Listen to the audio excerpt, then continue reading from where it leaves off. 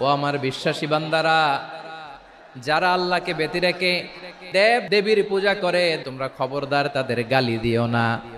যদি ওই দেবতাদেরকে গালি দাও তাহলে ভুলবশত শত্রুতাবশত তারা তোমাদের রব আল্লাহকে গালি দেবে, ঠিক কিনা? তোমরা যদি তাদের দেবতাদের গালি দাও ওরা রেগে তোমার আল্লাহরে গালি দিবে, তাহলে আল্লাহরে গালি খাওয়ানোর কারণ হয়ে গেলাম আমি। রব্বুল আলামিন বলেন খবরদার দেবতাদেরকে গালি দিও না, তাহলে ওরা তোমার রব আল্লাহরে গালি দেবে।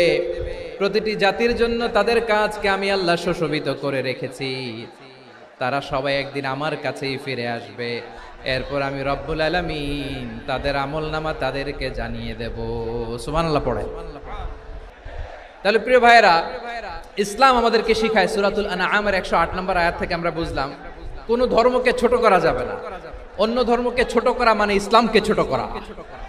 আর অন্য ধর্মের দেবতাকে যদি আপনি গালি দেন ওরা ইসলাম থেকে দূরে সরে যাবে। যাও ইসলামের প্রতি আকৃষ্ট হয়েছিল আর কোনোদিন ইসলামের ধারে কাছে আসবে না। আওয়াজ করে বলেন ঠিক কিনা?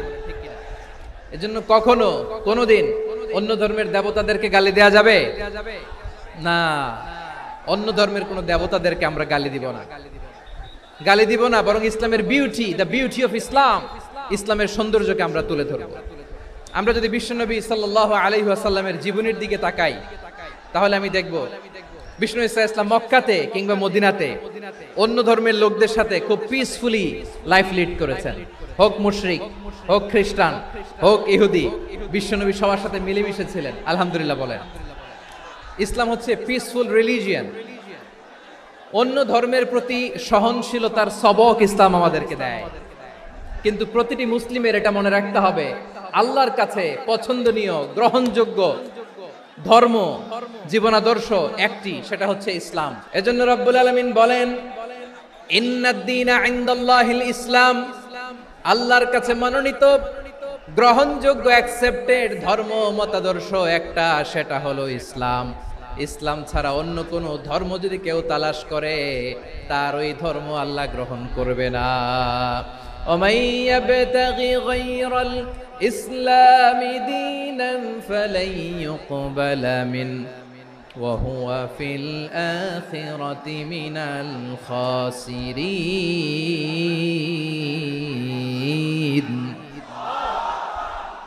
Whoever seek anything except Islam, that won't be accepted from him, and he will be loser in the day of judgment. কিয়ামতের দিন ইসলাম ছাড়া কেউ যদি অন্য কোন ধর্ম তালাশ করেছে দুনিয়াতে, তার এই মতাদর্শ গ্রহণ করা হবে না, and he will be loser, ক্ষতিগ্রস্ত, হাই কোম্পানির ম্যানেজার।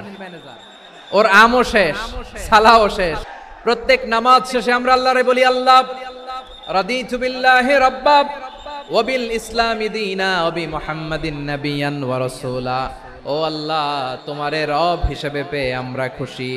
ও আল্লাহ, ইসলামকে ধর্ম হিসেবে পেয়ে আমরা খুশি। বিশ্বনবীকে আমাদের রাসূল পেয়ে আমরা খুশি। ইসলাম ছাড়া অন্য কোনো ধর্ম আমরা গ্রহণ করব না। আল্লাহর কাছে অ্যাকসেপ্টেড রিলিজিয়ান একটা, সেটা ইসলাম। তো বিশ্বনবী সাল্লাল্লাহু আলাইহি ওয়াসাল্লাম মক্কাতে কিংবা মদিনাতে খুব পিসফুলি এক্সিস্ট করেছেন, যে কোনো ধর্মের সাথে মিলেমিশে চলেছেন। তার প্রমাণ আমরা যদি রাসূল সাল্লাল্লাহু আলাইহি ওয়াসাল্লামের বায়োগ্রাফির দিকে তাকাই তাহলে দেখব তিনি মুশরিকদের সাথে পিস ট্রিটি করেছেন, শান্তি চুক্তি, পিস ট্রিটি, পিস এগ্রিমেন্ট। আপনারা হুদাইবিয়ার সন্ধির নাম শুনেছেন? 6ষ্ঠ হিজরিতে বিষ্ণু সাল্লাল্লাহু আলাইহি ওয়াসাল্লাম মুশরিকদের সাথে এই ট্রিটি করেছেন, চুক্তি।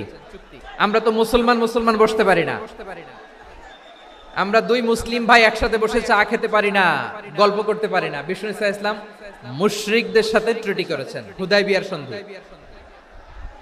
এই সন্ধির আগে মক্কা থেকে কেউ মদিনায় যেতে পারে না, মদিনা থেকে কেউ মক্কায় যেতে পারে না, কিন্তু এই সন্ধির পরে ট্রাফিক স্বাভাবিক হয়ে গেল। মক্কার লোকেরা মদিনায় আসতে পারে, মদিনার লোকেরা মক্কায় আসতে পারে। এটাকে বলে সুলহে Hudaibiya, the peace agreement of Hudaibiya, শান্তি চুক্তি। আমরা পৃথিবীতে এখন অনেক শান্তি চুক্তির নাম শুনি, এগুলো সব the piece treaty of Hudaibiya থেকে কপি করা। আল্লাহু আকবার। মক্কার পার্ট গেল, পিস এগ্রিমেন্ট করলেন, শান্তি চুক্তি। বিষ্ণু ইসলাম মদিনায় যে কি করলেন?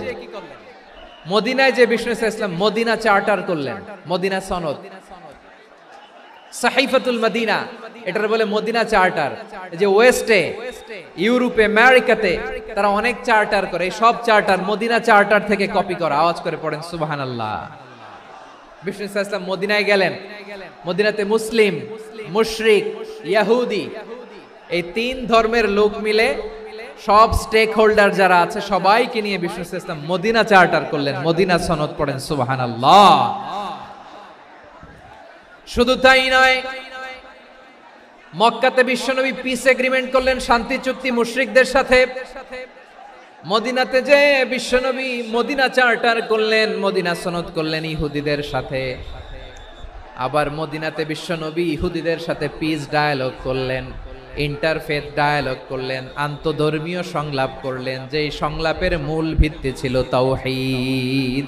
বিশ্বনবী ইহুদিদেরকে ডাকলেন, আহ্বান করলেন, কুল ইয়া আহলাল কিতাবি তাআলাউ ইলা কালিমাতিন সাওয়াইন বাইনানা ওয়া বাইনাকুম আল্লা না'বুদা ইল্লাল্লাহ ওয়ালা নুশরিকা বিহি শাইআন ওয়ালা ইয়াত্তাখিযা বা'দুনা বা'দান আরবাবাম মিন দুনিল্লাহ فإن تولوا فقولوا اشهدوا বিআন্না মুসলিমুন। বিশ্বনবী মদিনার ইহুদিদের ডেকে বললেন, ও ইহুদিরা শোনো শোনো, আসো এমন একটা আদর্শের প্রশ্নে আমরা একত্রিত হই যে আদর্শের প্রচার তোমাদের নবীরাও করেছে, আমিও করি। যে আদর্শের কথা তোমাদের পবিত্র ধর্মগ্রন্থগুলোতে আছে, আমার কোরআনেও আছে, সেটা হলো তাওহীদ। আমরা এক আল্লাহ ছাড়া কারো ইবাদত করব না, আল্লাহর সাথে কাউরে শরীক করব না, আল্লাহ ছাড়া কাউরে রব মানব না। পড়েন সুবহানাল্লাহ। তাহলে আমার প্রিয় লালমনিরহাটের ভাইরা, মদিনাতে যে তিনি মদিনা চার্টার করলেন, মদিনা সনদ, পিস ডায়ালগ করলেন, শান্তির সংলাপ, ইন্টারফেথ ডায়ালগ করলেন, আন্তধর্মীয় সংলাপ, যার ভিত্তি ছিল তাওহীদ। তাহলে অন্য ধর্মের প্রতি সব সময় ইসলাম সহনশীল, টলারেন্স। যদি আপনি দেখতে চান ইসলামের নবী বিশ্ব নবীর দিকে তাকান, ঠিক কিনা বলেন? আমরা তো সংখ্যালঘুদের রাইটস প্রোটেক্ট করার জন্য কত আইন বানাই, কত বৈঠক করি, কত সংবাদ সম্মেলন করি। বিষ্ণু সাল্লাল্লাহু আলাইহি ওয়াসাল্লাম সংখ্যালঘুদের রাইটস এর ব্যাপারে, অধিকারের ব্যাপারে যে কথা বলেছেন, শুনলে আপনি অবাক হয়ে যাবেন। বিশ্বনবী বলেন, আলা মান যালামা মুআহাদান আও ইনতাকাসাহু আও কাল্লাফাহু ফাওকা তাআতিহি আও আখাযা মিনহু শাইআন বিগাইরি তিবি নাফসিন ওয়া আনা হাজিজুহু ইয়াউমাল কিয়ামা। খবরদার, জেনে রাখো, কেউ যদি কোনো সংখ্যালঘুর উপরে অত্যাচার করে, কোন সংখ্যালঘুর প্রাপ্য থেকে যদি কেউ কাউকে ঠকায়, সংখ্যালঘুর উপর যদি কেউ কষ্ট দেয়, কোন সংখ্যালঘুর সম্পদ যদি কেউ জোর করে কেড়ে নেয়, আমি কিয়ামতের দিন বিশ্বনবী ওই সংখ্যালঘুর পক্ষে আর ওই মুসলমানদের বিপক্ষে বাদী হয়ে দাঁড়াবো। আল্লাহু আকবার। আপনি নামাজি, আপনি মুসল্লি, আপনি হাজী সাহেব, তাহাজ্জুদ পড়তে পড়তে কপালে দাগ ফেলে দিছেন, আপনার প্রতিবেশী হিন্দু, ভাবছেন আমার তো পাওয়ার আছে, ওর জমিটা দখল করি। বিশ্বনবী বলেন, কিয়ামতের দিন ওই হিন্দুর পক্ষে তোর বিরুদ্ধে আমি বাদী হয়ে দাঁড়াবো। পৃথিবীর কোন ধর্মে এরকম স্টেটমেন্ট পাবেন? পাবেন? আপনি ভাবছেন আপনি নামাজ পড়লে হাজী সাহেব কপালে দাগ ফেলাই দিলে আপনি সেলসেলায় জান্নাতে চলে যাবেন না? খবরদার। বিশ্বনবী বলেন, কোন সংখ্যালঘুর উপর যদি কেউ আক্রমণ করে, তার প্রাপ্য তাকে না দিয়ে যদি তাকে ঠকায়, তার উপর জুলুম করে, তার সম্পদ যদি কেড়ে নেয়, আমি নবী, তুমি মুসলিম হইতে পারো, মুসল্লি হইতে পারো, তার পক্ষে তোমার বিপক্ষে আল্লাহর দরবারে বাদী হয়ে দাঁড়াবো। যে নবীর সুপারিশ ছাড়া জান্নাতের গেটও দেখা যাবে না, ওই নবী যদি বলে তোর বিপক্ষে আমি বাদী হয়ে দাঁড়াবো, ওই জান্নাতে আর ঢোকার কোনো সুযোগ আমাদের থাকবে? এখানেই শেষ নয়। বিশ্বনবী বলেন, মান কাতালা মুআহাদান, বুখারীর বর্ণনা, মান কাতালা মুআহাদান লাম ইয়ারাহ রাইহাতাল জান্নাহ। কেউ যদি, কোন মুসলিম যদি অন্যায়ভাবে কোন সংখ্যালঘুকে হত্যা করে, কোন হিন্দুকে হত্যা করে, কোন বৌদ্ধরে হত্যা করে, অন্যায়ভাবে কোন মুসলিম যদি কোন সংখ্যালঘুরে হত্যা করে, জান্নাতে যাওয়া তো দূরের কথা, ওই মুসলিম জান্নাতের ঘ্রাণও পাবে না। সেই বুখারীর বর্ণনা, মান কাতালা মুআহাদান, লাম ইয়ারাহ রাইহাতাল জান্নাহ ওয়া ইন্না রিহাহা লা ইউজাদু মিন মাসিরাতি 40 আমা, যে জান্নাতের ঘ্রাণ 40 বছর দূরের রাস্তা থেকেই পাওয়া যায়। সুবহানাল্লাহ পড়েন। এত দূরে থাকতেই জান্নাতের ঘ্রাণ আপনার নাকে এসে ধাক্কা মারবে। বিষ্ণুই বলেন, যে ব্যক্তি কোন সংখ্যালঘুকে হত্যা করে জান্নাতে তো ঢুকতে পারবেই না, জান্নাতের ঘ্রাণও তার নাকে লাগবে না। পড়েন নাউযুবিল্লাহ। তাহলে সংখ্যালঘুদের ব্যাপারে ইসলামে অধিকার দেয়া আছে না নাই? এখানেই শেষ না। বিষ্ণু ইসলাম আপনার অমুসলিম প্রতিবেশীর সাথে ভালো আচরণ করতে বলেছে। আমাদের হয় না এটা মুসলিম পাড়া ওটা বৌদ্ধ পাড়া, হয় না? অনেক সময় হয় না এটা আমাদের মুসলিম পাড়া ওইটা হিন্দু পাড়া, এরকম আছে না নাই? হিন্দু যদি আপনার প্রতিবেশী হয় কি করবেন? ওরে কষ্ট দিবেন নাকি? কেন? ও তো হিন্দু, ও তো আমার আল্লাহরে ডাকে না, ওরে কষ্ট দিলে জায়েজ হবে না? খবরদার। বিষ্ণু ইসলাম বলেন, মান কানা ইউমিনু বিল্লাহ ওয়াল ইয়াউমিল আখির ফালিউকরিম জারাহ, যে আল্লাহ বিশ্বাস করে আর আখিরাতে বিশ্বাস করে সেজন্য প্রতিবেশীর সাথে ভালো আচরণ করে। সুবহানাল্লাহ। কলিজা জুড়ায় যায় না আমার নবীর কথাগুলো শুনলে? যে আল্লাহ বিশ্বাস করে, যে আখিরাতে বিশ্বাস করে সেজন্য প্রতিবেশীর সাথে ভালো আচরণ করে। এখানে বলছে মুসলিম প্রতিবেশী বলছে, নামাজি প্রতিবেশী বলছে, আল্লাহওয়ালা প্রতিবেশী বলছে না। প্রতিবেশী আস্তিক হোক নাস্তিক হোক, প্রতিবেশী মুমিন হোক মুশরিক হোক, প্রতিবেশী হইলেই তার সাথে ভালো আচরণের দরকার আছে না নাই? বিষ্ণু ইসলাম ওনার ইহুদি প্রতিবেশীর বাসায় যেতেন। কোন প্রতিবেশী? ইহুদি। এক ইহুদি কিশোর বিষ্ণু ইসলামের খেদমত করতে, ইহুদি ছেলে আমার নবীর খেদমত করতো, তারা ছিল নবীর প্রতিবেশী। তো অনেকদিন হয় ইহুদি ছেলেটা আসে না।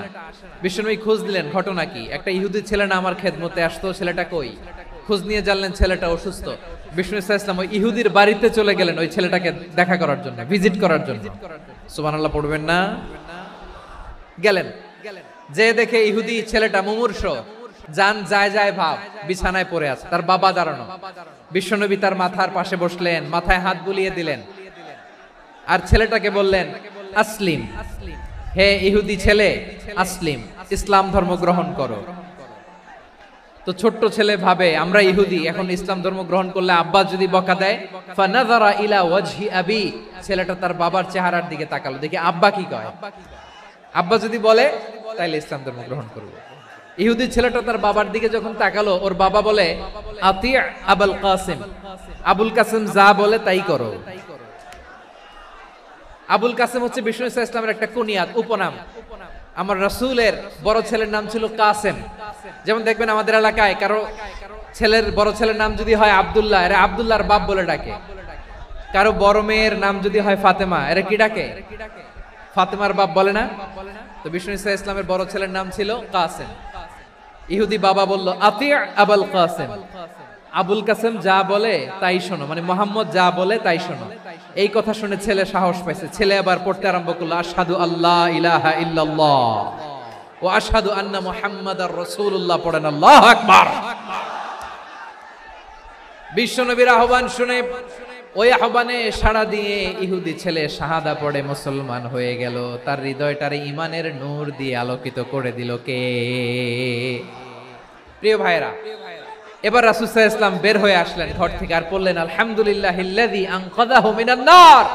প্রশংসা সে আল্লাহর, যে আল্লাহ জাহান্নামে চলে যাচ্ছিল প্রায় এমন একটা লোককে মুহূর্তের মধ্যে কালেমায়ে শাহাদাতের বদৌলতে জান্নাতি বানায় দিলেন। আওয়াজ করে পড়েন সুবহানাল্লাহ। এই হাদিস থেকে আমরা কি শিখলাম? What is the moral of the story? এক নাম্বার স্টোরি হলো, প্রতিবেশী ইহুদি হোক হিন্দু হোক, যাবেন, সুসম্পর্ক রাখবেন, উপহার দিবেন, বিপদে পাশে দাঁড়াবেন, তাইলেই তো আপনাদের প্রতি, মুসলমানদের প্রতি তারা আকৃষ্ট হবে। ঠিক কিনা বলেন? আপনি যদি হিন্দুদের সাথে বৌদ্ধদের সাথে নাই মিশেন, নাস্তিকের কাছে নাই যান, তো ইসলামের সৌন্দর্যটা ওরা বুঝবে কেমনে? আমার অনেক হিন্দু পরিচিত ভাই আছে, ওরা আমাদের ইফতারির প্রোগ্রামে এসে একসাথে ইফতারি করে। অনেক মদখোর আমার সাথে বসে একসাথে ডিনার করে, হাফ প্যান্ট পরা, গলায় স্বর্ণের চেইন, হাতে স্বর্ণের ব্রেসলেট, আইসা আমার সাথে ডিনার করছে, আছে এরকম। গাঁজাখোর, আমি বলে আসো, welcome welcome to my dinner, আসো বসো, বসলেই তো আমি ওর ডিএনএ, চিন্তার ডিএনএ চেঞ্জ করে দেওয়ার সুযোগ পাবো। চিল্লায় বলো ঠিক কি না? আসতে হবে আমার কাছে। The door of Islam is open 24/7। সব সময় আমাদের ইসলামের দরজা আমার অমুসলিম ভাইদের জন্য খোলা আছে না নাই? এই হাদিস থেকে দুইটা শিক্ষা। এক নম্বর শিক্ষা, প্রতিবেশী মুসলিম হোক অমুসলিম হোক, যান, অসুস্থ হইলে একটু আপেল নিয়ে যান, আঙ্গুর নিয়ে যান, কমলা নিয়ে যান, তাদের সাথে ভালো আচরণ করেন। ইসলামের বিউটি দেখে, সৌন্দর্য দেখে অবাক হবে, নসিব ভালো হলে কোনোদিন কালিমা পড়ে মুসলমান হয়ে যাবে। তাহলে অমুসলিমের সাথে ভালো সম্পর্ক। বিশ্বনবী ইহুদির বাড়িতে গেলেন, ইহুদির বাড়ি, আর আমার মুসলমান ভাই আমার কাফের বলে, এরকম আছে না নাই? মুসলিম মুসলিমরা দেখতে পারে না, সহ্য করতে পারে। বিশ্বনবী সাল্লাল্লাহু আলাইহি ওয়াসাল্লাম ইহুদির বাড়িতে গেলেন, এটা একটা শিক্ষা। দুই নম্বর শিক্ষা হলো, বিশ্বনবী সাল্লাল্লাহু আলাইহি ওয়াসাল্লামের খাদেম ছিল ইহুদি, এতদিন খেদমত করলো, একদিনও বিশ্বনবী ওরে কালিমার দাওয়াত দেয় নাই। কারণ কি? বিশ্বনবী একটা ভালো সময়ের অপেক্ষা করতেছিলেন, প্রপার টাইমিং। দাঈর কাজ হচ্ছে দাঈ ইলাল্লাহ, সে হচ্ছে সুযোগ সন্ধানী। দাঈ সুযোগ খোঁজে, কখন দাওয়াত দিলে ব্যাটে বলে হবে, ঝোপ বুঝে কোপ মারে, ঠিক কিনা বলেন? বিষ্ণু ইসলাম ভালো সময়ের অপেক্ষা করতেছিলেন, দেখি ভালো সময় আসুক আসুক আসুক আসুক। আস্তে আস্তে এমন সময় আসছে, ছেলে এবার মুমূর্ষ, অসুস্থ ব্যক্তির হৃদয় অত্যন্ত নরম থাকে। হসপিটালে যখন কেউ যায় তার হৃদয়টা বড্ড নরম থাকে, মৃত্যুর ভয়ে তার অন্তরটা নরম থাকে, ঠিক কিনা বলেন? এই প্রপার টাইমিং এর অপেক্ষা করতেছিলেন। যখনই টাইমিং পেয়েছেন, দাওয়াত দিলেন, পড়ো লা ইলাহা ইল্লাল্লাহ, সুবহানাল্লাহ পড়েন সবাই। তাহলে ইসলাম অমুসলিম প্রতিবেশীর সাথে ভালো আচরণ করতে বলে। ইসলাম অমুসলিম মাতা পিতার সাথেও ভালো আচরণ করতে বলে। মাতা পিতা যদি অমুসলিম হয়, তারে ফেলে দিতে পারবেন? অনেক হিন্দু ছেলে আমাদের হাতে শাহাদা পড়ে মুসলিম হয়, কিন্তু ওর মা মুসলমান হয় নাই, বাবাও হয় নাই, এরকম আছে না নাই? তো ও হয়েছে মুসলিম, মা বাপ হিন্দু, এখন মা বাপ কি বাদ? হ্যাঁ, মা বাপ বাদ দেয়া যাবে? যেই মা আপনারে 9 মাস 8 মাস পেটে ধারণ করলো, আপনার মায়ের নার ছেঁড়া ধন, আপনি ওই মারে বাদ দিতে পারবেন? যে মায়ের বুকের তাজা দুধ খেয়ে আপনি আজকে বাড়ন্ত তাজা তরতাজা, ওই মারে বাদ দেয়া যাবে? মায়ের এক ধারে দুধের দাম, কাটিয়া গায়ের চাম, পাপুষ বানাইলে ঋণের শোধ হবে না, এমন দরদি ভাবে কেউ হবে না আমার মাহা গো।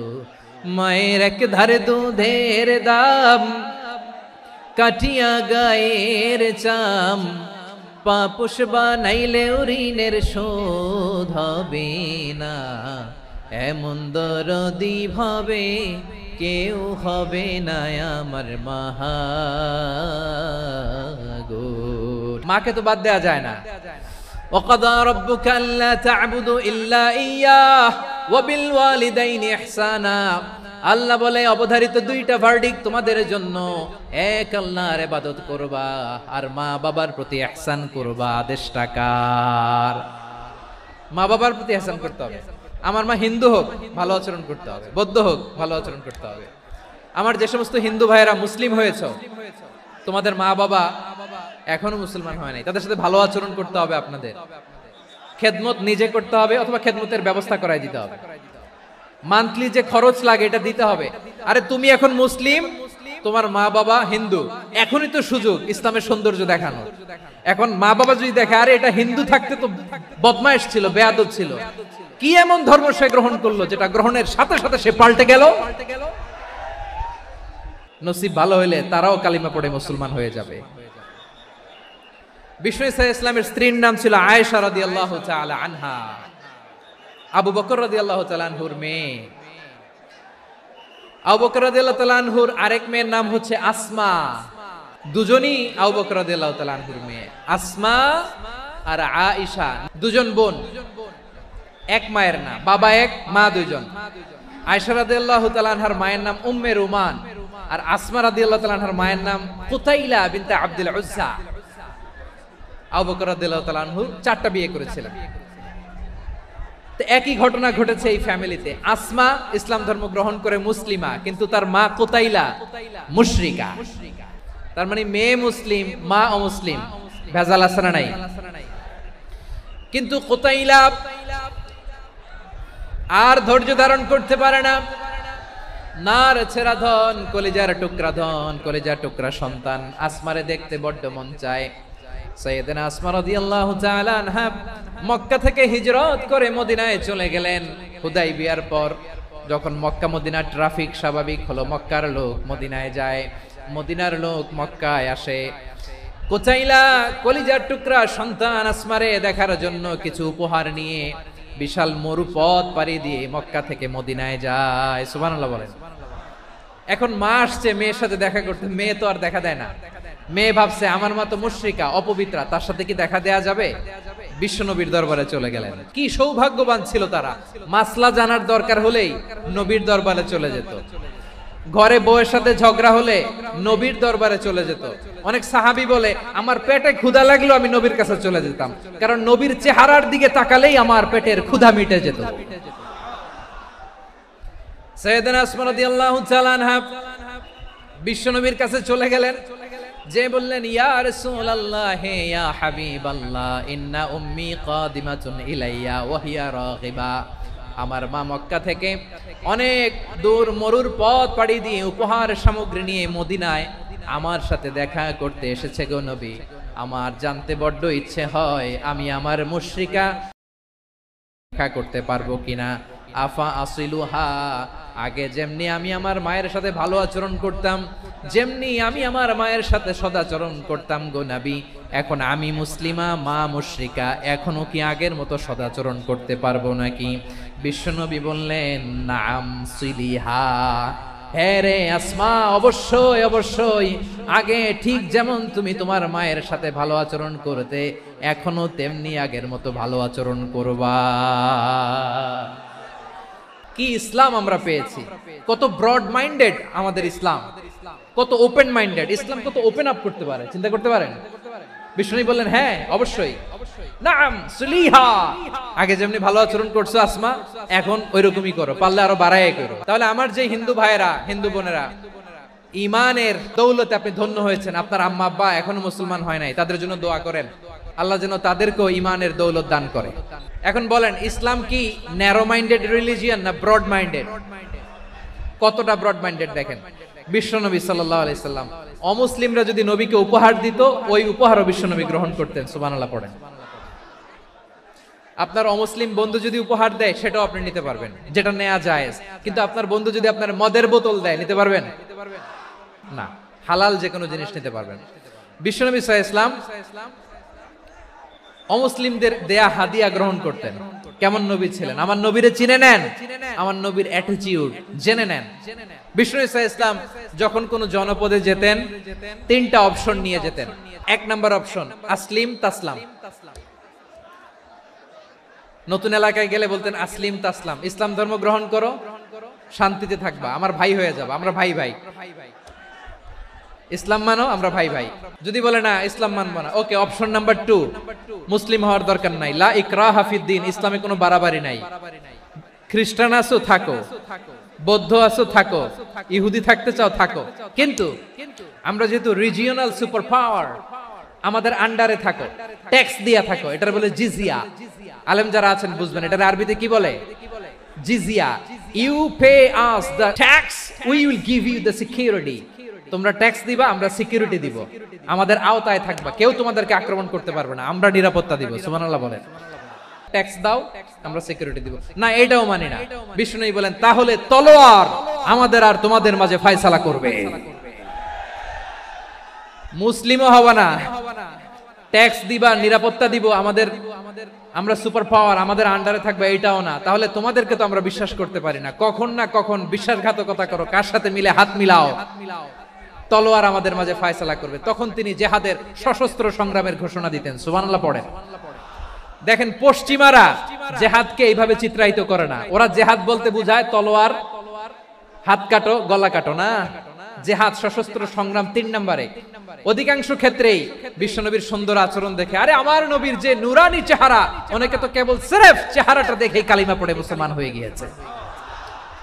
যারা মুসলিম হয় নাই তারা তাদের ইসলামেই বলবৎ ছিল, ট্যাক্স দিয়ে ইসলামের আন্ডারে ছিল। যারা এটাও মানে নাই ওইটাও মানে নাই তাদের বিরুদ্ধে জিহাদ। বিষ্ণু ইসলাম সপ্তম হিজরিতে যখন খায়বার বিজয়ের পরে ইসলাম রিজিওনাল সুপার পাওয়ার হিসেবে আত্মপ্রকাশ করলো, বিশ্বনবী চিঠি লিখলেন অন্যান্য সুপার পাওয়ারের কাছে, রাষ্ট্রীয় চিঠি লেখে এক রাষ্ট্রপ্রধান আরেক রাষ্ট্রপ্রধানের কাছে। এই যে 24-এর ছাত্র নাগরিক অভ্যুত্থানে, এই অভ্যুত্থান যখন শুরু হয় আমি তখন সাউথ আফ্রিকাতে একটা স্ট্যাটাস দিয়েছিলাম, কোটা নয় গোটা দেশ সংস্কার করা লাগবে। আমাদের ইউনাইটেড আরব আমিরাতের বাংলাদেশি ভাইরা তারা সেখানে রাস্তায় নেমে এসেছিল, জানেন? ওইখানে ডেমনস্ট্রেশন করা যায় না, সেখানকার সরকার তাদেরকে যাবজ্জীবন দিয়েছিল। তখন আমাদের এই যে প্রধান উপদেষ্টা ডক্টর মোহাম্মদ ইউনূস সরাসরি G2G বলে, এটারে G2G, government to government, G2G, উনি চিঠি লিখলেন যে তাদেরকে, ইউর হাইনেস, হে সম্মানিত আমির, আপনি আমার এই চিঠির কারণে আমার সম্মানে এই 53 জন বাংলাদেশিকে মাফ করে দেন। এই চিঠির বদৌলতে বেকসুর খালাস পেয়ে গিয়েছিল আমাদের ভাইরা, জানেন না এই ঘটনা আপনারা? তাহলে গভর্নমেন্ট টু গভর্নমেন্ট চিঠি দেওয়া হয়। সপ্তম হিজরিতে বিষ্ণু ইসলাম সব সুপার পাওয়ারের কাছে চিঠি দিলেন, রোমান সম্রাটের কাছে, পারস্য অধিপতির কাছে, মিশরের অধিপতির কাছে, সবার কাছে চিঠি লিখলেন।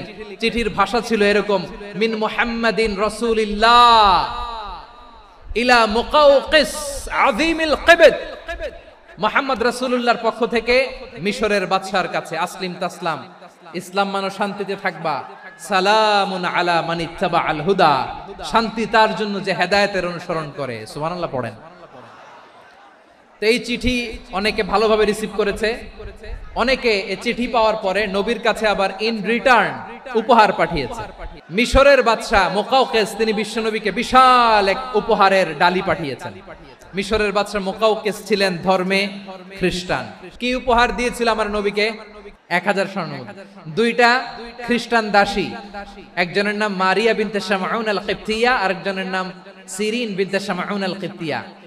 একজন খ্রিস্টান দাস 20 থান কাপড় জামা বানানোর জন্য, আমরা নবী যেন সেলাই করে জামা বানাতে পারে এজন্য 20 থান কাপড়। এরপরে একটা গাধা যেটার নাম ছিল উফাইর, আর একটা খচ্চর এটার নাম ছিল দুলদুল। খচ্চর চিনেন? গাধা আর ঘোড়ার ক্রসিং এ যে প্রাণীটা দুনিয়াতে আসে ওটার খচ্চর বলে। তো এই যে সুপার পাওয়ার খ্রিস্টান বাদশার কাছে নবী চিঠি লিখলেন, ওই খ্রিস্টান বাদশা আমার নবীকে উপহার দিল, বিশ্বনবী এই উপহারগুলো সানন্দে গ্রহণ করেছে। তাহলে অমুসলিম কেউ যদি আপনাকে উপহার দেয়, হালাল উপহার হলে আপনি গ্রহণ করতে পারবেন। অনুরূপভাবে পারস্যের বাদশা রোম সম্রাট বিশ্বনবীকে উপহার পাঠিয়েছেন, আমার নবী সবগুলো উপহার গিফট গ্রহণ করেছেন। আম্মাজান আয়েশার কাছে মাসালা জানতে চায় মেয়েরা, হে আম্মাজান, অগ্নি উপাসকেরা তাদের ঈদের দিন নওরোজের সময় আমাদেরকে পাখি দেয়, নেওয়া যাবে? উনি বললেন ওরা জবাই করে দিলে নেওয়া যাবে না, কিন্তু ওরা যদি ফলমূল এরকম খাবার দেয় এগুলো নেওয়া যাবে। তার মানে অমুসলিমদের দেয়া উপহার এটা গ্রহণ করা যায়। শুধু তাই নয়, বিষ্ণু ইসলাম অমুসলিমদের সাথে আর্থিক লেনদেনও করেছেন, ফিনান্সিয়াল ডিলিং করেছেন। অমুসলিমদের সাথে প্রয়োজনে আপনি ফিনান্সিয়াল ডিলিং করতে পারবেন। আমরা প্রায় দেখি বাজারের মিষ্টির দোকানগুলো আমার হিন্দু ভাইদের, তারপরে যে বারবার শপ, চুল কাটে যে নাপিত, অধিকাংশ নাপিতের দোকানে কারা? আমার হিন্দু ভাইরা। তা আপনি চুল কাটতে পারবেন কিনা? পারবেন। তার দোকান থেকে দই মিষ্টি কিনতে পারবেন কিনা? হ্যাঁ, আমার মুসলিম ভাইয়ের দোকান থাকলে ওইটারে আমি বেশি প্রায়োরিটি দিব, ঠিক কিনা? কিন্তু যদি তাদের সার্ভিস নিতে চান, প্রোডাক্ট নিতে চান, পারবেন। তার দলিল সহিহ বুখারী, আম্মা জান আয়েশা রাদিয়াল্লাহু তাআলা আনহা বলেন, ইশতারা রাসূলুল্লাহ সাল্লাল্লাহু আলাইহি ওয়াসাল্লাম মিন ইয়াহুদিয়িন তুআমান ওয়া রাহানাহু দিরআহু মিন হাদিদ। রাসূল সাল্লাল্লাহু আলাইহি ওয়াসাল্লাম এক ইহুদির কাছ থেকে, কার কাছ থেকে? আমার নবী, পেয়ারা নবী এক ইহুদির কাছ থেকে জব কিনেছিল, জব, বার্লি যেটা দিয়ে রুটি বানায়। ওই জবের দাম দেওয়া টাকা পয়সা নবীর কাছে ছিল না, ফলে নবী ওনার একটা পোশাককে মর্গেজ রেখেছিলেন, মর্গেজ, বন্ধক, যে এখন এটার দাম দিতে পারবো না, কয়েক কেজি বার্লি নিয়ে যাই আর বন্ধক হিসেবে আমার জামাটা রেখে গেলাম, যেই দিন দাম দিব ওই দিন জামাটা ছুটাই নিয়ে যাব। দিরআহু মিন হাদিদ, লোহার তৈরি বর্ম, মানে যুদ্ধের পোশাক, লোহা দিয়ে বানানো। বিশ্বনবী বললেন কয়েক কেজি জব দাও, টাকাটা পরে দিব, এখন টাকা নাই, বন্ধক হিসেবে মর্গেজ হিসেবে আমার জামা রেখে গেলাম, যখন টাকা দিব জামা ছুটায় নিব। এ থেকে বোঝা গেল অমুসলিমদের সাথে ফিনান্সিয়াল ডিলিং করা যায়, অর্থনৈতিক লেনদেন করা যায়, কেনাবেচা করা যায়, প্রোডাক্ট কেনা যায়। এমনকি আমাদের মসজিদে নববীতে বারান্দায় আপনারা একটা অটোমেটিক ফ্লাইং আমব্রেলা দেখছেন? সূর্য যখন বাড়ে মসজিদে নববীর বারান্দায় ইয়ার্ডের মধ্যে অটোমেটিক্যালি কিছু আমব্রেলা আছে, শাঁ করে খুলে যায়, আর সূর্যের তাপ লাগে না। আবার সন্ধ্যাবেলায় এই আমব্রেলা গুলো ওরা ক্লোজ করে ফেলে, দেখছেন? এই মসজিদে নববীকে সর্বোচ্চ উন্নত মানের কনস্ট্রাকশন ইনফ্রাস্ট্রাকচারে ডেভেলপ করার জন্য কর্তৃপক্ষ কিছু অমুসলিম ইঞ্জিনিয়ারের, ডিজাইনারের সহায়তা নিয়েছিল। সুবহানাল্লাহ বলেন। কোন দলিলের ভিত্তিতে? এই দলিলের ভিত্তিতে যে বিষ্ণু ঈসা ইসলাম অমুসলিমদের সাথেও লেনদেন করেছেন। আওয়াজ করে বলতে হবে আল্লাহু আকবার।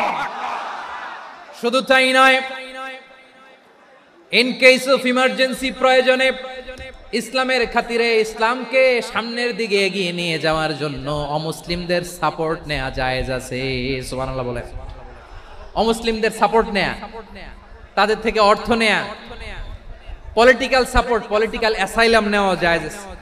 আমাদের অনেক বিশ্ববরেণ্য দায়ীরা আমেরিকায় অস্থায়ীভাবে অ্যাসাইলাম নিয়ে থাকে, নিজের দেশে গেলে ফাঁসিতে ঝুলাই দিবে। যুগ যুগ ধরে দায়ীদের উপরে এরকম অত্যাচার আর নির্যাতন আছে না নাই? মিশরের অনেক দায়ীরা পাশ্চাত্যে যেয়ে থাকে, এই যে তারা পলিটিক্যাল অ্যাসাইলাম নিয়ে থাকে, রাজনৈতিক আশ্রয়, এটা জায়েজ আছে না? এটা যে জায়েজ আছে তার প্রমাণ স্বয়ং বিশ্বনবী সাল্লাল্লাহু আলাইহি ওয়াসাল্লাম পলিটিক্যাল সাপোর্ট নিয়েছিলেন অমুসলিমদের কাছ থেকে। আমার ভাইরা, বিশ্বনবীর বয়স তখন প্রায় 51 বছর। কত বছর? বিশ্বনবীর সবচেয়ে কাছের মানুষ খাদিজা রাদিয়াল্লাহু তাআলা আনহা ইন্তেকাল করেছেন।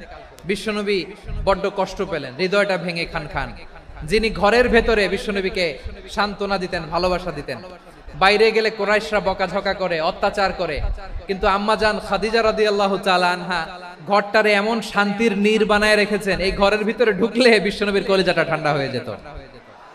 এজন্য রব্বুল আলামিন বলেন, খাদিজা, ও আমার বান্দি খাদিজা, জান্নাতে এমন স্পেশাল একটা ঘর আমি তোমার জন্য রেডি করে রেখেছি। ওই ঘরের মধ্যে কোনো আওয়াজ নাই, ওই ঘরের মধ্যে কোনো নয়েজ নাই, ওই ঘরে কোনো বিশৃঙ্খলা নাই।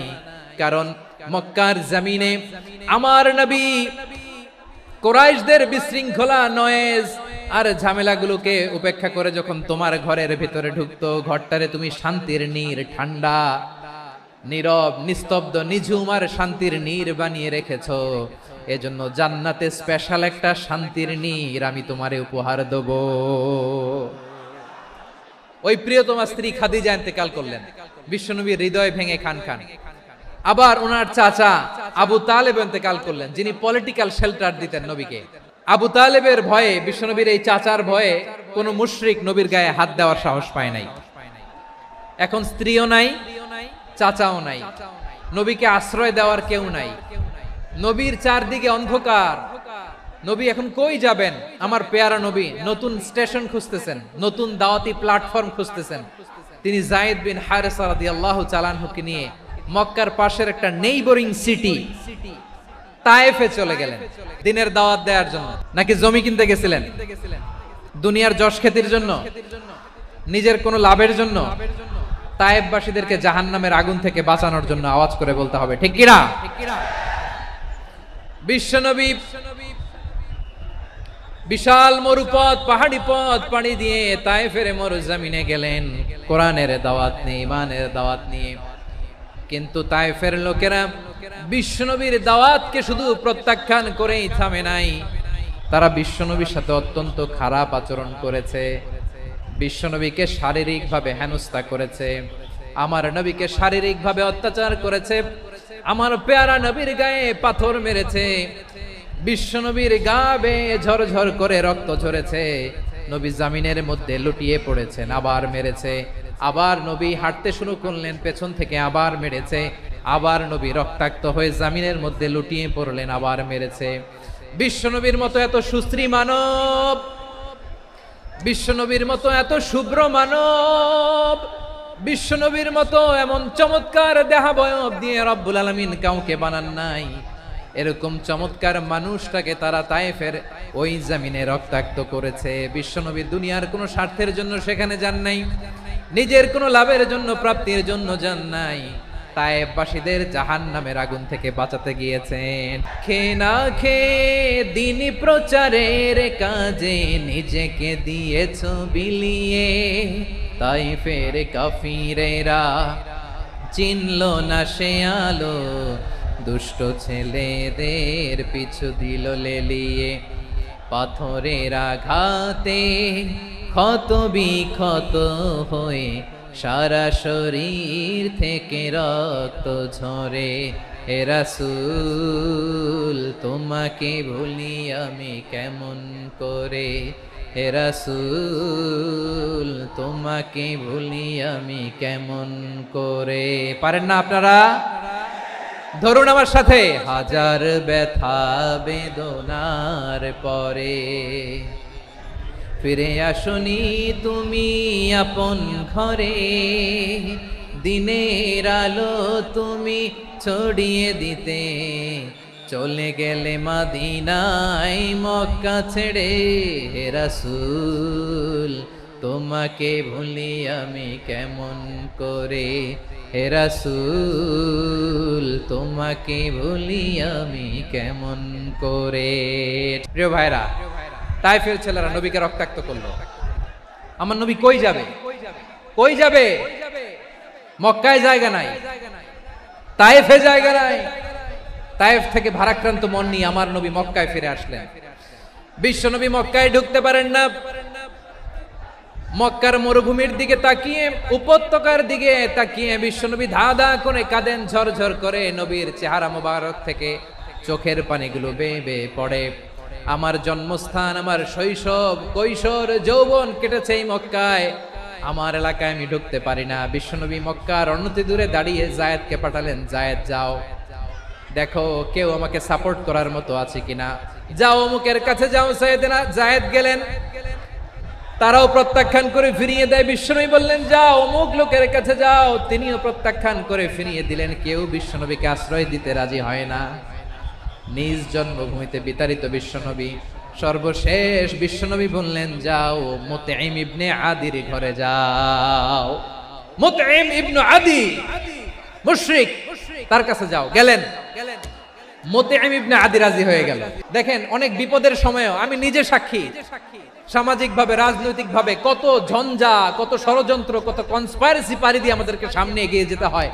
এই শত্রুদের ভেতরেও একজনকে দাঁড় করিয়ে দেয় যে আল্লাহর কোরআনের জন্য রেডি হয়ে যায়। পড়েন সুবহানাল্লাহ।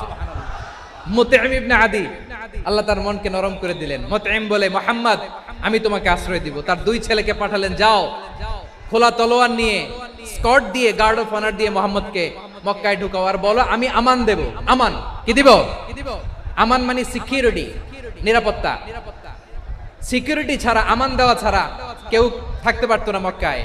দুই ছেলে বিষ্ণু ইসা ইসলামকে নিয়ে আসলো। নবী কাবার চারদিকে তাওয়াফ করলেন, নামাজ পড়লেন। আবু জাহেল, উতবা, শাইবা, ওয়ালিদ ইবনে মুগীরা সবাই দেখে, কেউ কিছু করতে পারে না।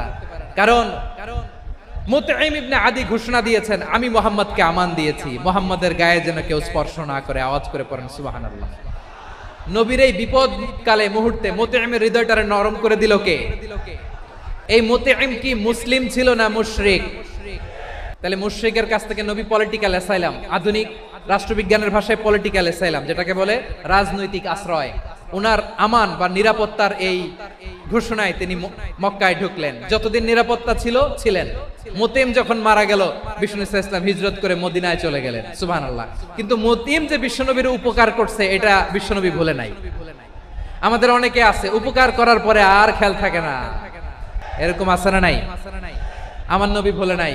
বদরের প্রান্তরে 70 জন কাফেরকে যখন বন্দী করে বিশ্বনবীর সামনে হাঁটু গেড়ে দাঁড় করানো হলো, বসানো হলো, 70 জন কাফের। কয়জন? বিশ্বনবী তাদের দিকে তাকিয়ে বললেন, সহিহ বুখারীর বর্ণনা, লাউ কানাল মুতঈম ইবনে আদি হাইয়ান সুম্মা কাল্লামানি হাউলা ইন্নাতনা লা তারাকতুহুম লাহু। বদরের প্রান্তরে 70 জন বন্দী কাফিরের দিকে তাকিয়ে আমার নবী বললেন, আজকে মুতঈম ইবনে আদি যদি বেঁচে থাকতো আর তোমাদের 70 জনের ব্যাপারে যদি মুতঈম এক বাক্যে একটা সুপারিশ করত, তার সম্মানে আজকে তোদের সবাইকে আমি মাফ করে দিতাম। বিশ্বনবী মুতঈমের এই সাহায্যের কথা বলে নাই। 70 জন মুশরিক হাঁটু গেড়ে বসা।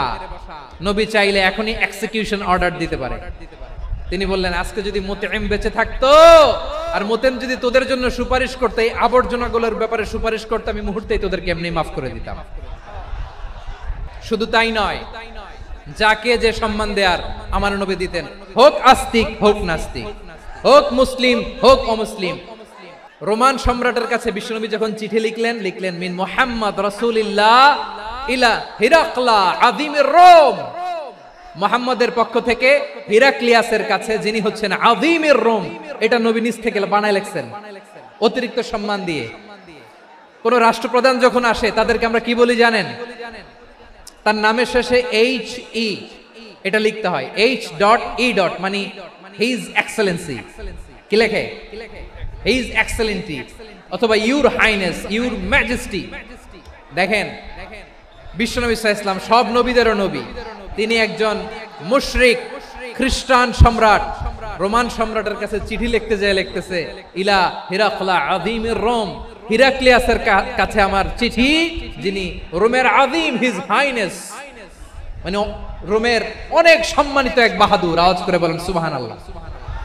তার মানে যাকে যে সম্মান দেয়ার এটা বিশ্বনবী দিতেন। এমনকি যেই ইহুদিরা ভালো ছিল, এই ইহুদিদেরও প্রশংসা করেছেন বিশ্বনবী মুহাম্মদুর রাসূলুল্লাহ সাল্লাল্লাহু আলাইহি ওয়াসাল্লাম। এক ইহুদির প্রশংসা করেছেন বিশ্বনবী। ইহুদির কার? আমি তো আমার ভাইয়ের প্রশংসা করি না, আমি তো এক আলেম আরেক আলেমরে স্পেস দেই না, আমি তো এক দায়ী আরেক দায়ীর সাথে বসতে চাই না। আমার নবী ইহুদির প্রশংসা করে। কার প্রশংসা? ওই ইহুদির নাম ছিল মুখাইরিক। সিরাত গ্রন্থ ঘাটলে পাবেন। তিনি বলেছেন মুখাইরিক খাইরু ইয়াহুদ, Mukhayriq is the best of the Jews. জুইশদের মধ্যে সে সবচেয়ে ভালো। কেন প্রশংসা করলেন তার? এর কারণ মদিনা চার্টারে কথা ছিল সব ধর্মের মুসলিম, মুশরিক, ইহুদিরা মিলে মদিনাকে রক্ষা করবে। কিন্তু তৃতীয় হিজরিতে যখন উহুদের যুদ্ধ শুরু হলো, সবার কথা ছিল যেই আক্রমণ করে আমরা মদিনাকে বাঁচাবো। কোন শহরকে বাঁচাবো? মদিনাকে। কিন্তু কুরাইশরা যখন অ্যাটাক করলো, ইহুদিরা আর আসে না, ইহুদিরা আর বেরোয় না। বিষ্ণু বললেন, ওহে ইহুদিরা, তোমরা না চুক্তি করলে আমার সাথে যে মদিনা বাঁচাতে সবাই ঝাঁপিয়ে পড়বো, আসো। একটা ইহুদিও বেরোয় না, কেউ আসে না সেদিন, একজন ছাড়া। তার নাম মুখাইরিক। তার নাম কি?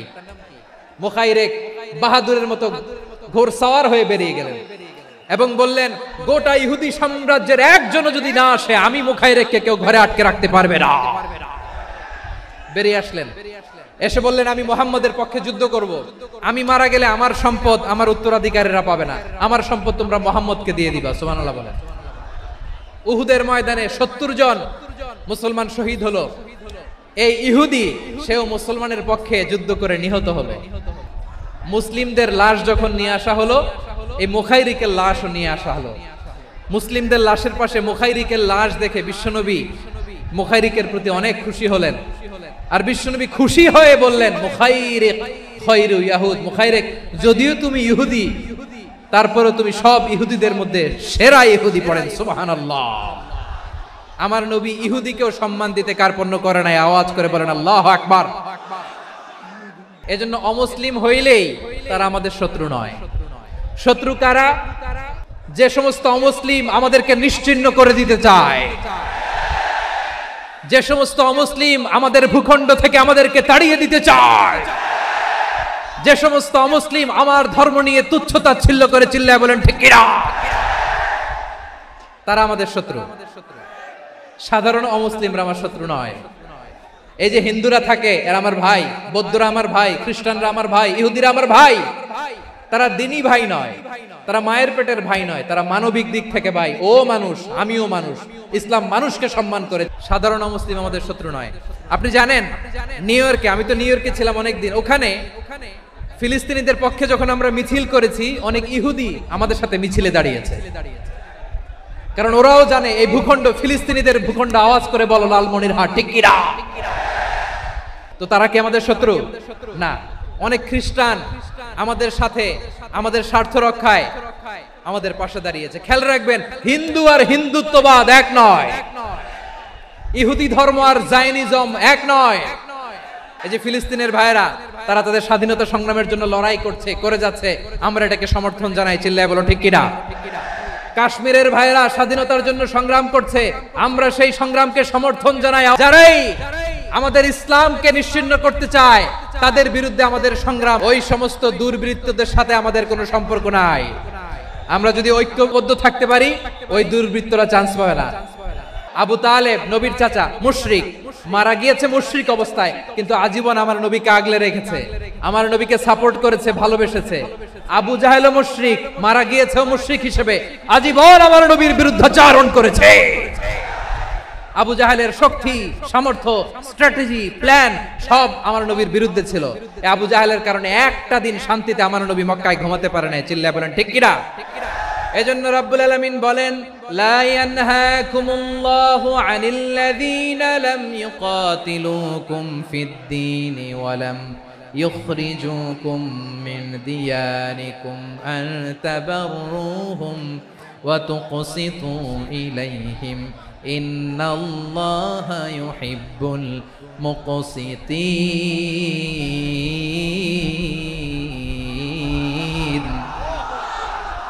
আল্লাহ বলে, গোলামেরা শোনো শোনো, যে সমস্ত অমুসলিম তোমাদের সাথে ধর্মযুদ্ধে লিপ্ত হয় না, তোমাদের বিরুদ্ধে যে সমস্ত অমুসলিম অস্ত্র ধরে না, যে সমস্ত অমুসলিম তোমাদেরকে তোমাদের জন্মস্থান থেকে, ভূখণ্ড থেকে তাড়িয়ে দেয় না, তাদের সাথে ভালো আচরণ করতে আমি আল্লাহ নিষেধ করি নাই। তাদের সাথে সদাচরণে কোনো নিষেধাজ্ঞা নাই, বরং তাদের সাথে সদাচরণ করো, এটাই আমি আল্লাহ চাই। তাহলে আমার যে অমুসলিমরা আমাদের সাথে শত্রুতা করে না, তুচ্ছতাচ্ছিল্য করে না, আমাদের ভূমি থেকে আমাদেরকে উচ্ছেদ করতে চায় না, আমাদের বিরুদ্ধে অস্ত্র ধরে না, ওই অমুসলিম ভাইদের সাথে আমাদের কোনো দ্বন্দ্ব আছে? কোনো বিরোধ আছে? বরং আছে ভালোবাসা। বরং আছে কি? এই ভালোবাসা দিয়ে আমরা বিশ্ব জয় করব। রাজি আছো মুসলমান? আমাদের পুঁজি ভালোবাসা। আমাদের পুঁজি কি?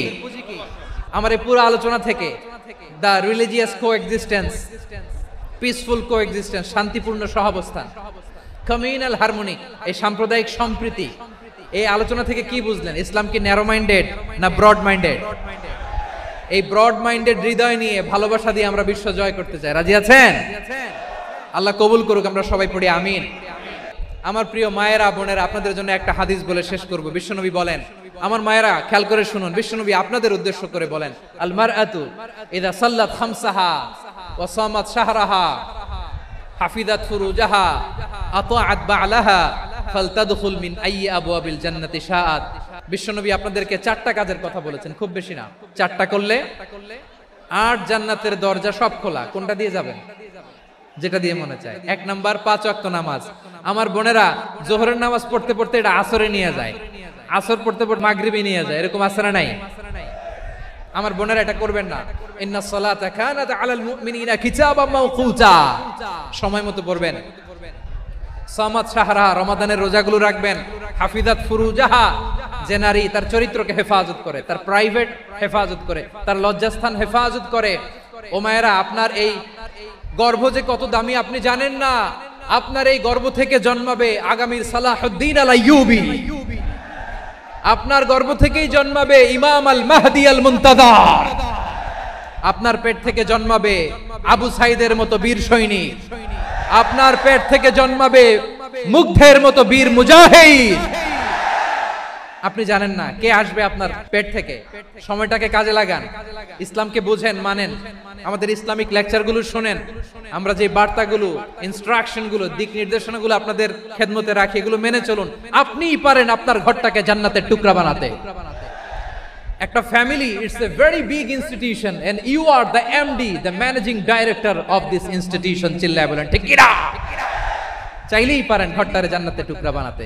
5 ওয়াক্ত সালাত, রমাদানের রোজা, নিজের চরিত্রের হেফাজত, ও আতাআত বা'লাহা, স্বামীর আনুগত্য। এটাতে অনেকে ভুল করে থাকে। হায় রে আমার বোনেরা, স্বামীর আনুগত্যকে এটা নিজের অপমান মনে করবেন না। আপনার স্বামী আপনার সবচেয়ে বড় গার্ডিয়ান, তিনি আপনার সবচেয়ে ভালো চায়।